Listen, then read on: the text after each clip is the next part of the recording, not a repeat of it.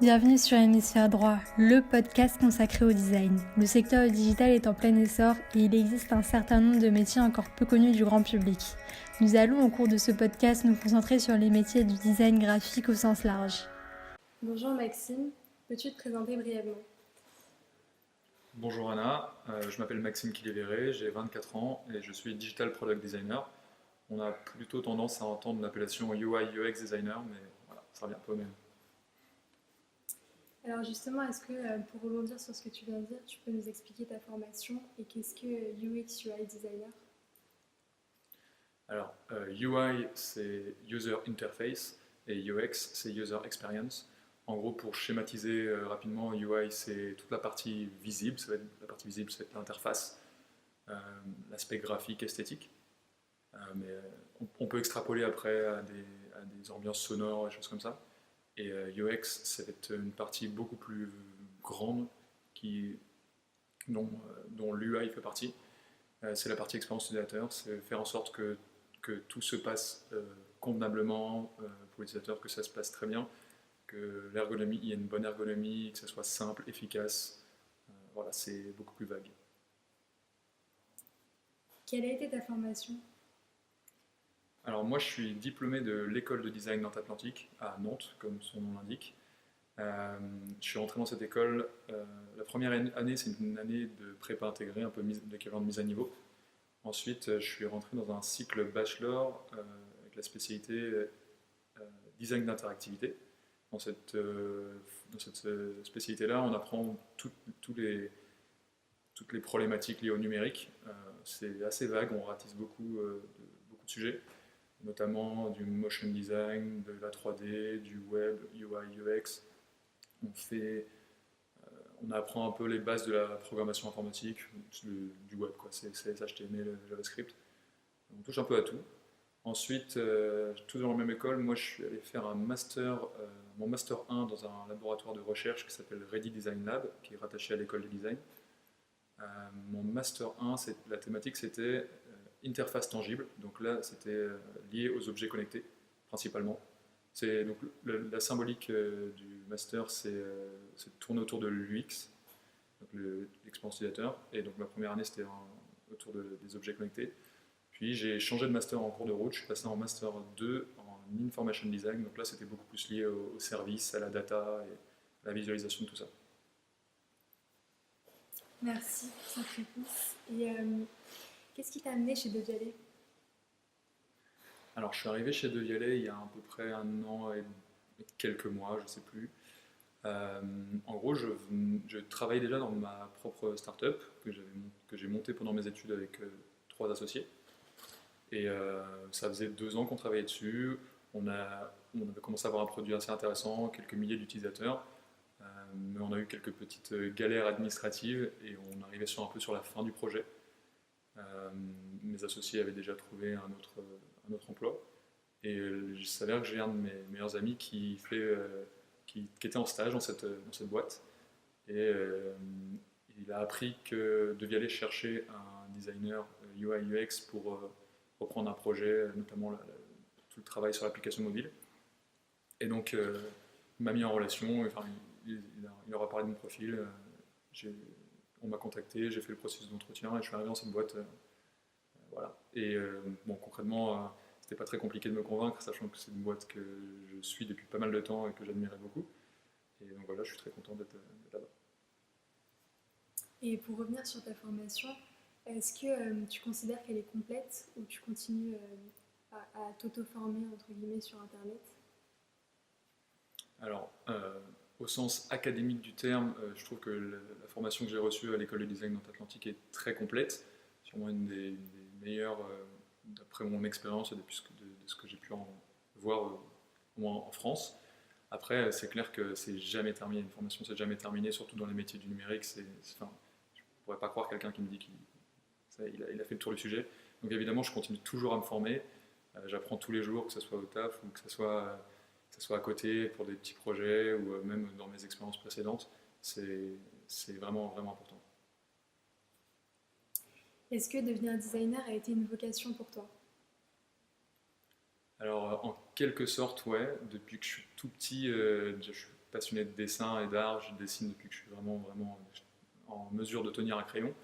Moi, j'ai toujours voulu, dans mes souvenirs, je voulais être designer naval, enfin, architecte naval même précisément. Je voulais dessiner des bateaux, designer des bateaux. Et en fait, j'ai découvert l'informatique autour de 12-13 ans, je crois avec un vieux Windows, un vieux Windows 95 je crois.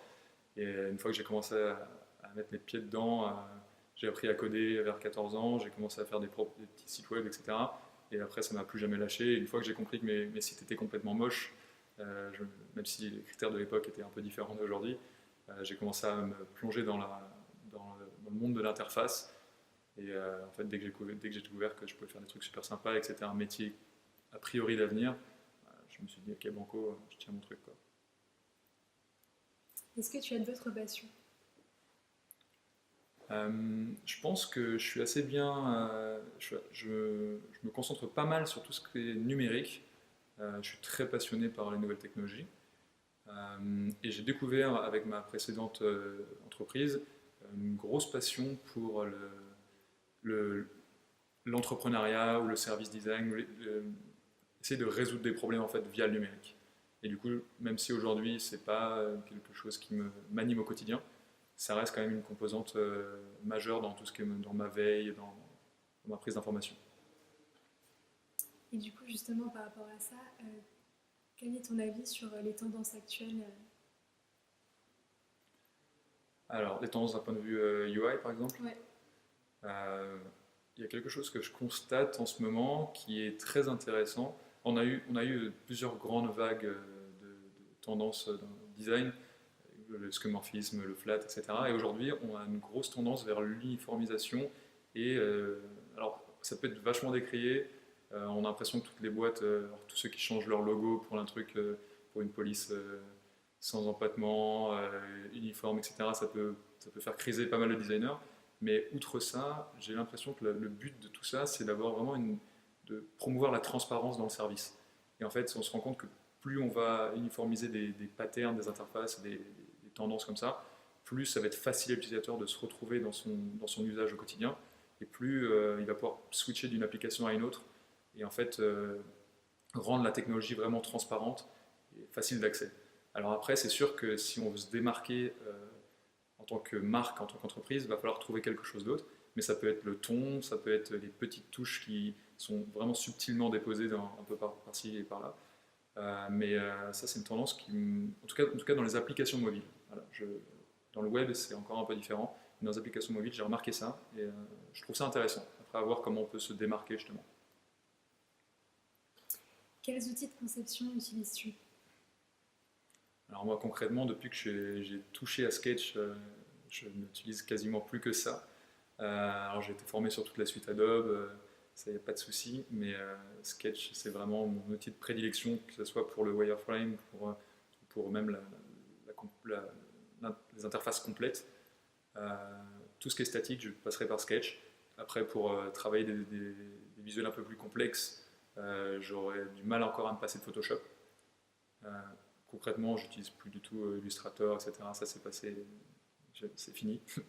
Et pour tout ce qui est prototyping, j'utilise beaucoup Principle, qui est lié à Sketch, qu'on passe de l'un à l'autre assez facilement.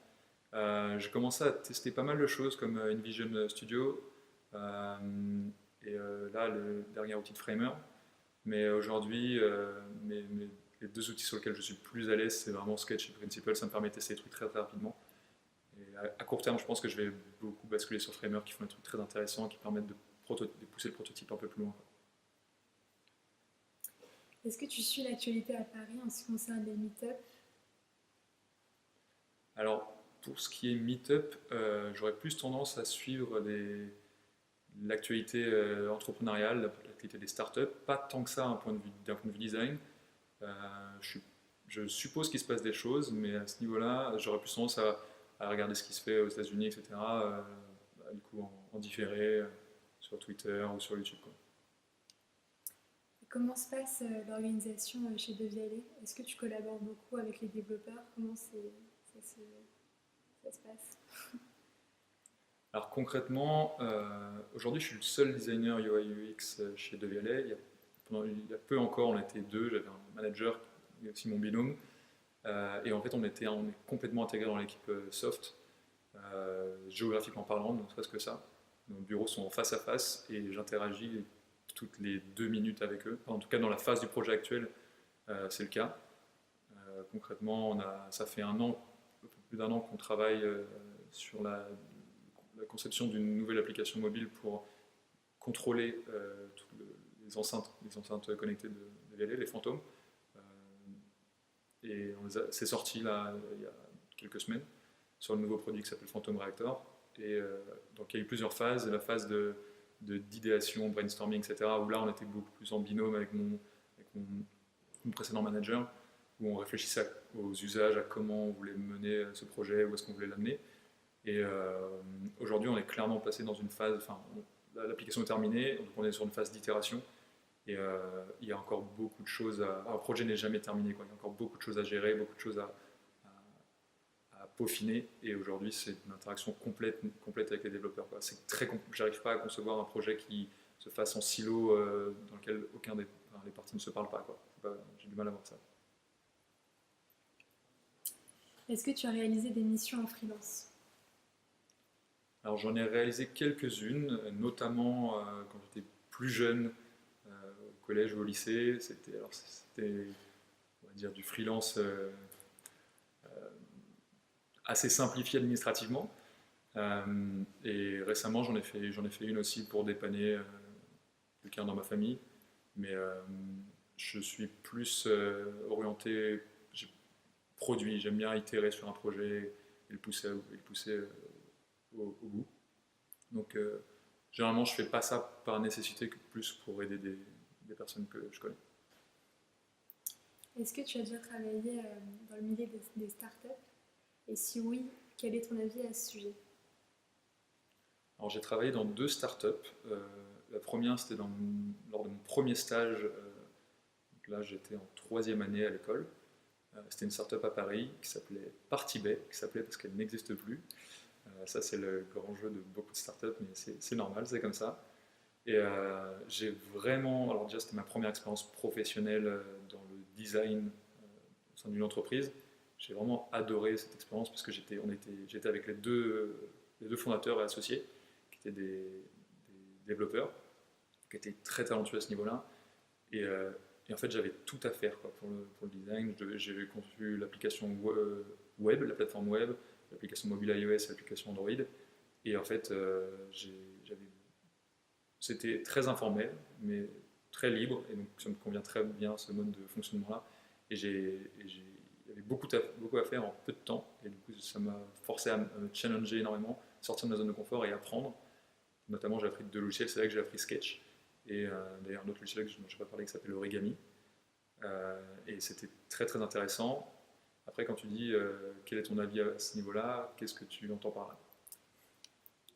C'est-à-dire, est-ce qu'avec du recul, tu considères que c'était une expérience enrichissante? Qu'est-ce que tu en retires? Ok. Alors oui, complètement. Avec du recul, c'est une expérience très enrichissante. Et en fait, j'ai même travaillé dans une deuxième startup qui était la mienne pendant 2 ans. Et donc là, je peux pas, enfin, j'arrive pas à imaginer une expérience qui peut être plus enrichissante que ça, parce qu'il y a vraiment tout à faire. Tu ne peux compter que sur toi-même et tes associés, et dans mon cas, que sur moi-même d'un point de vue design. C'est là que j'ai l'impression d'avoir, autant l'école, c'est très intéressant et c'est très important, autant j'ai l'impression d'avoir appris 10 fois plus que ce que j'ai appris en 5 années d'études. Et pour ça, ça vaut tout l'or du monde, toutes les formations du monde. Le terrain, se confronter à des vrais utilisateurs, avoir une vraie réalité économique derrière, ça fait prendre des décisions qui sont complètement différentes que celles qu'on peut avoir dans un projet scolaire. Ou alors, je suppose, dans une boîte qui a moins d'urgence économique, qui est plus établie. Et de fait, je pense que le concept même de la startup fait que tu dois trouver des solutions rapidement, efficacement, et ça, c'est une très très bonne formation. Quels sont tes sites de référence pour des veilles graphiques? Alors pour les veilles graphiques, alors j'utilise beaucoup Dribbble et Behance. sont deux plateformes pour poster son travail en ligne.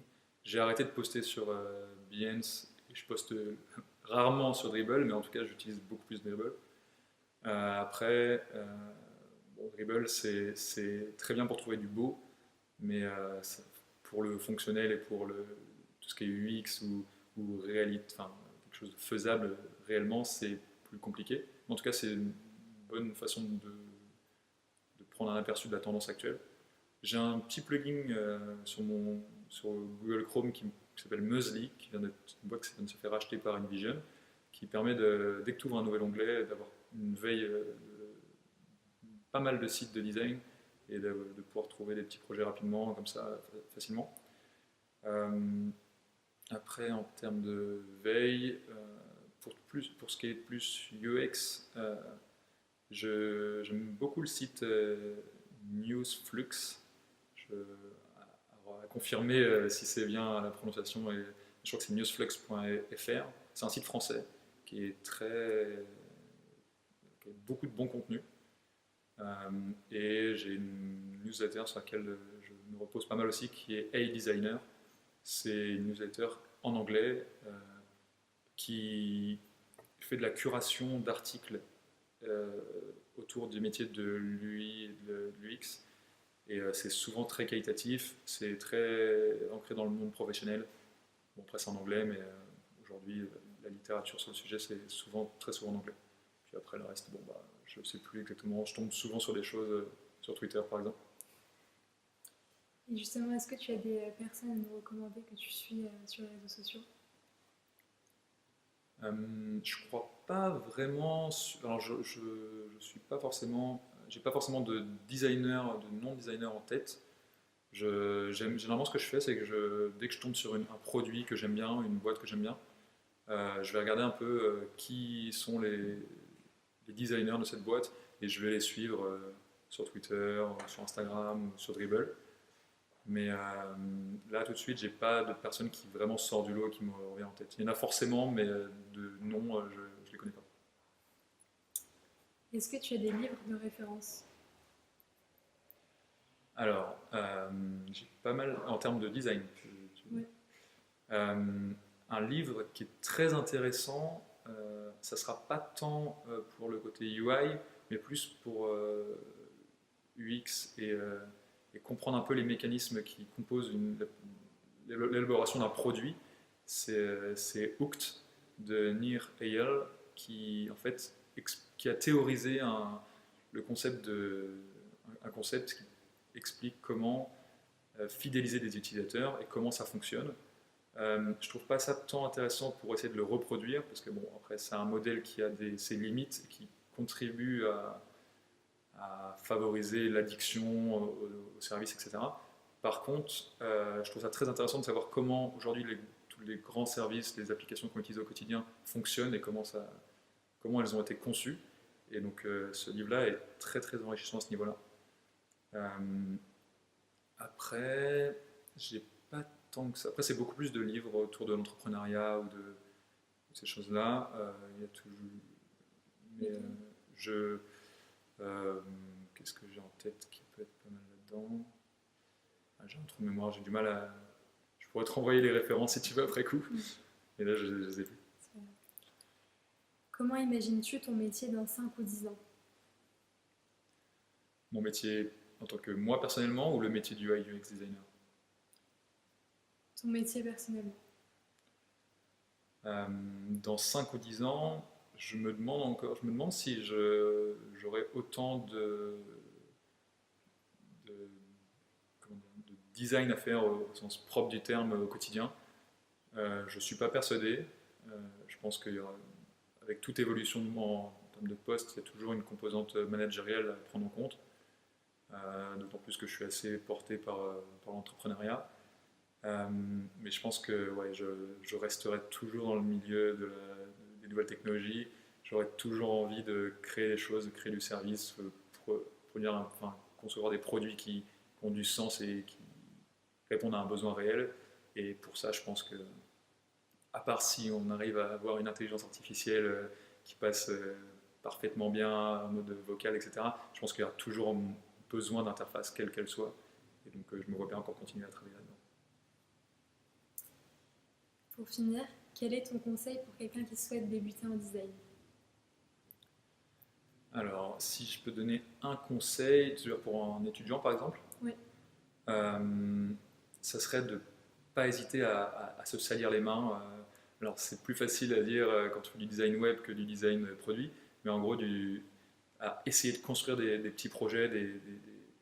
Alors, ça peut commencer tout simplement par essayer de copier une application qu'on aime, un site web qu'on aime, etc. Et de pousser un peu ça, de voir comment je peux améliorer des problématiques que moi j'ai. Euh, et c'est très sympa de faire des petits projets fictifs, mais le mieux dans tout ça, c'est vraiment de prendre un projet à la hauteur de ses moyens, de ses ambitions, et de le pousser jusqu'à le confronter à des utilisateurs finaux, parce que c'est vraiment la meilleure formation possible. On va toujours se rendre compte qu'il y a quelque chose auquel on n'a pas pensé, qu'il y a quelque chose qui ne convient pas forcément ou qui ne se passe pas comme dans sa tête. Ça ne se passe jamais comme prévu, et c'est vraiment la chose la plus formatrice possible. Et en fait, la barrière à l'entrée aujourd'hui dans notre métier est vraiment limitée, elle est vraiment très faible. On n'a pas de coût de production énorme. Tout ce que ça coûte, c'est une licence d'un logiciel comme Sketch qui coûte 99 euros. Je crois qu'il y a même une licence étudiante. Et il y a toujours des moyens à qui veut utiliser ce genre de choses-là. Et en fait, une fois qu'on a ça, après, on peut tester vraiment beaucoup de choses. Apprendre à essayer de...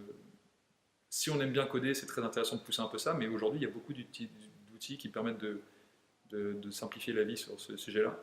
Je pense notamment à Webflow, qui est un très très bon outil que moi j'utilise pour développer des sites web avec c'est plus orienté pour les designers, mais c'est une logique de développeur, et donc ça fait du code très propre, et on ne voit pas la différence. Et en fait, avec toutes ces choses-là, tout ça pour dire que c'est très important d'avoir des petits projets et de les confronter aux utilisateurs et d'en tirer des conclusions. Au pire, ça te fait un projet en plus à mettre dans ton portfolio et c'est très valorisant.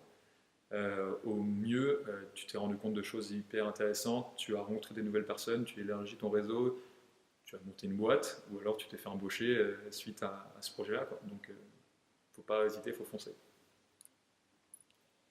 Comment tu as développé tes skills en UX, justement, parce que tu nous parles beaucoup d'interface utilisateur, mais l'UX, ça reste quand même un sujet un peu théorique. Alors, pour moi, l'UX, c'est à la base, avant tous les process, toutes les méthodologies, etc., c'est vraiment énormément de bon sens. Et à partir du moment où tu baignes dans un environnement, tu utilises le numérique tous les jours, quotidiennement, que tu aimes faire ça, tu vas développer une expérience naturellement à ce niveau-là. Et derrière, après, c'est à toi de te mettre en condition pour essayer de comprendre les choses, pas juste les utiliser passivement, essayer de comprendre pourquoi ils ont fait ça, qu'est-ce qui fait que ça te plaît dans ce produit, qu'est-ce qui fait que c'est intéressant, qu'est-ce qui fait que tu reviens. Alors, outre les livres, les méthodologies, etc., je pense que c'est vraiment, ça c'est une composante majeure du métier de UX designer. Et une fois que tu as cette base-là, après, tu as toutes les lectures possibles et imaginables sur Internet. Et puis après, c'est le test en fait. L'expérience utilisateur repose beaucoup sur la confrontation avec un public, avec des utilisateurs, et donc l'analyse de statistiques, l'analyse de patterns, de comportements, fait que naturellement tu vas déduire des choses et tu vas pouvoir travailler dessus.